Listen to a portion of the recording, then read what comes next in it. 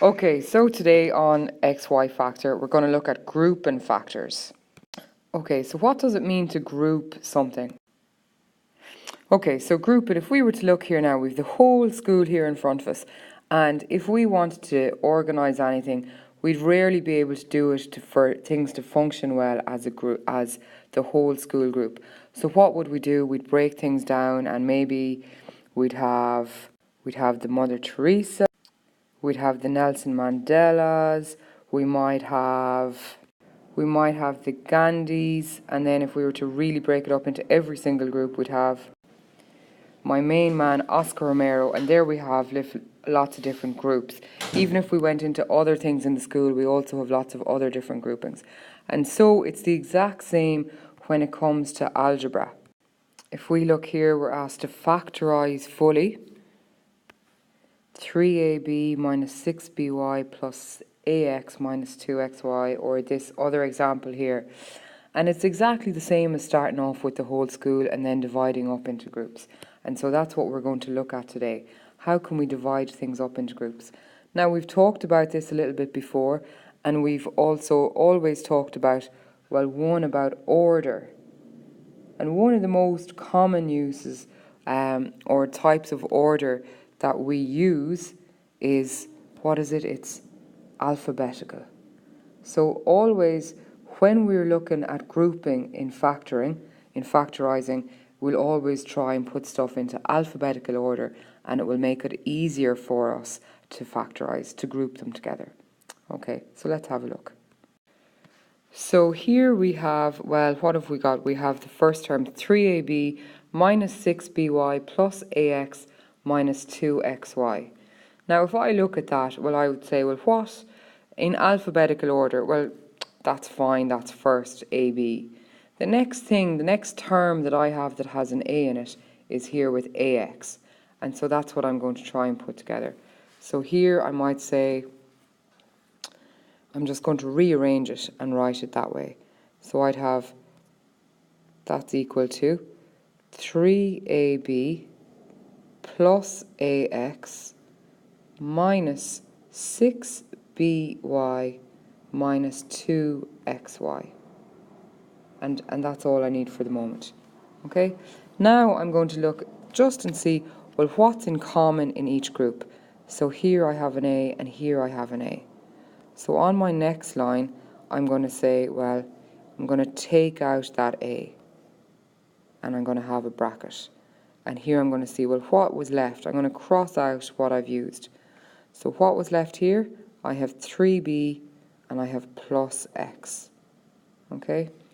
Then over here, I'm going to have a look at these last two terms and see, well, what's in common? Now, we've looked at the highest common factor method before, and if I look here at my numbers, I can see 6 can be broken down into 3 by 2. And I also, there's a 2 and there's a 2. The other thing that's in common, I have a y and I have a y. So the first things I'm going to be pulling out here, I'm going to have 2y.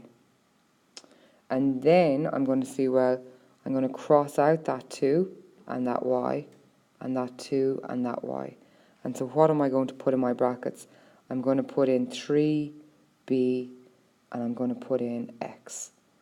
Now, I have a little concern about my signs, but one of the other things that I can look at over here is, if we look here, I have 3b, here I have 3b, here I have x, here I have x. And one of the things that we want to achieve when we're grouping is that our brackets on this line would be equal, which means I know I'm going to put a plus into here. Okay? So just a big note for ourselves. So our brackets should be exactly the same. If they're not exactly the same, we've done something wrong. But that will always help me with my signs. So I've put my plus into here. So what do I see here, though? I had a minus and a minus. But what do I know? What by a plus would give me a minus? Well, I always know, don't I, that a minus by a plus gives me a minus. Okay? So the other thing just that we're always going to pay attention to when we're grouping are our signs. Okay? Our signs. And now, when I have both brackets exactly the same, then the final step is I can actually group what's outside the brackets into a new bracket. So I'm going to end up with, in my first bracket, a minus 2y from the outside the brackets, and that's all going to be bracket 3b plus x. Now I can check that out. I can see if I was to expand these two brackets and simplify, would I get that same answer? So I'm going to just do a very quick check there with that. Now I'm going to expand this in the quick method, which I know is the a gets multiplied by the 3b and the a gets multiplied by the x, the minus 2y by the 3b and the minus 2y by plus x.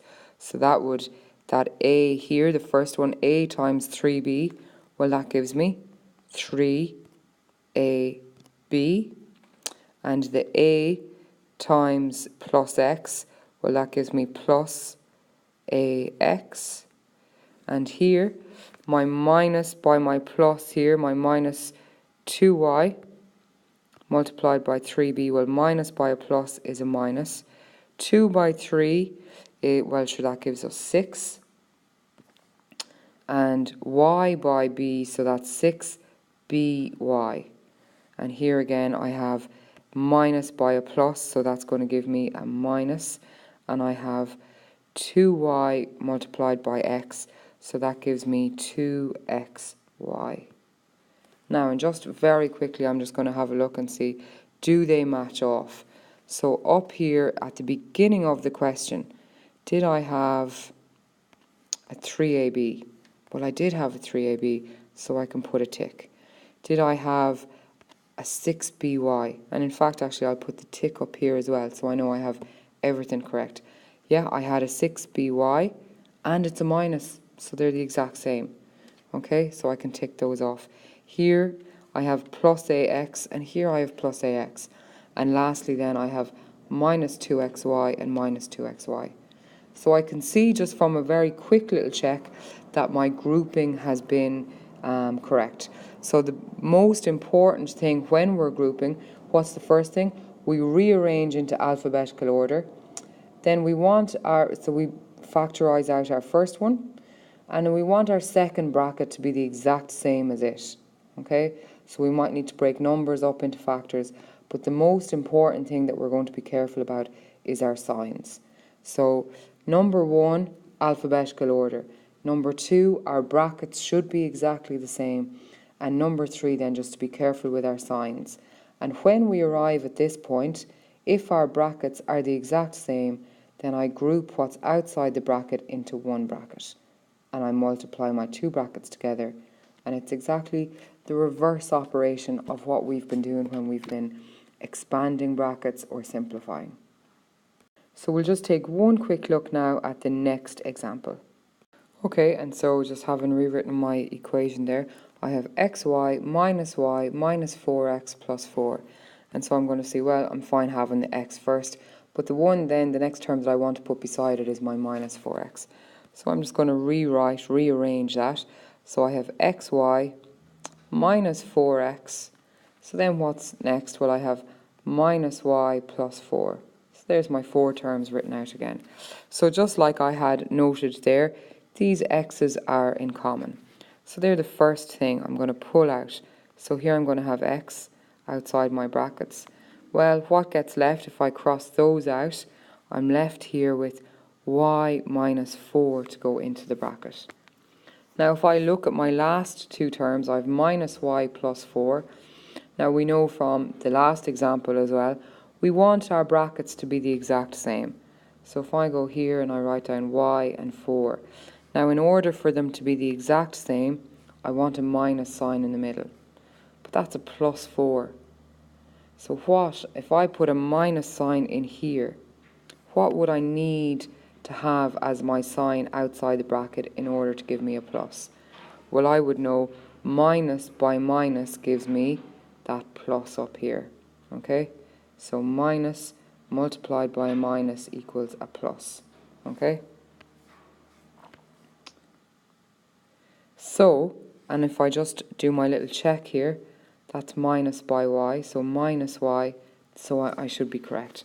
And so now that my brackets are the exact same, well then I can group my two outside terms together, my x and my minus. Now I've minus what? So because there's no actual number or letter outside this bracket here, I could put in that's the same as minus 1. So now I have two brackets the same, here and here, and I have a 1 here. So I have something to group together. So my two brackets now at the end are going to be x minus 1, and they're going to be multiplied by y minus 4. And again, just to be sure, what am I going to do? I'm going to re-expand these brackets to make sure that I end up with my original statement. So very quickly, if I start off here, my x minus 1, bracket y minus 4, and I expand it out by saying, well, x gets multiplied by y, x gets multiplied by 4, minus 1 by y, minus 1 by minus 4. Then here I'm going to have x multiplied by y. So here on my first line, x by y, and that x gets multiplied by minus 4 from here, so that's going to give me minus 4x. Here I have minus 1 times y, well that's the same as minus y, and then lastly I have minus 1 times minus 4, well I know that minus by minus is a plus, and 1 multiplied by 4 gives me 4. And if I just take a quick look, xy, xy, they match off. So I'm just going to put a little tick there and a little tick there. Next I have a minus y up here, and I have a minus y down here, and my signs are in order. The next term up here is minus 4x, so I just check here, yeah, I have minus 4x, so I tick them off. And then up here on top I've plus 4, and I've also got plus 4 here. So I know I'm correct. That's my little check. But so factorizing fully, what do I have?